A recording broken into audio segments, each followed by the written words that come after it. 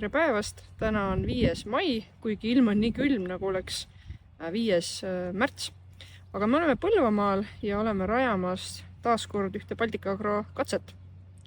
Siia põllule läheb kaerakülv ja põhiväetiseks on 200 kilo Yara Miila 21-8-12. Teisele osale põllust me paneme poole vähem NPK väetist ehk 100 kilo, aga sellest paneme juurde starterväetist, mis läheb siis seemne lähedale kohe ja läheb 20 kilo ja Plantstar 10-40. Mõlemad põlluosad saavad enam-vähem sama palju fosforit ja kui rahalist poolt vaadata, siis see kulu on ka suhteliselt samasugune. Aga kuna starterväetis läheb seemnetega ikkagi koos, siis me loodame, et sellel põlluosal hakkavad taimed fosforit varasemalt kätte saama.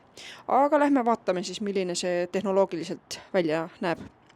Tehnoloogia on koos starterväetisega ja NPK-ga tehnoloogia siis selline, et starterväetis jookseb siis seemnega ühte ja NPK külvame siis natukene sügavamale kui seemne.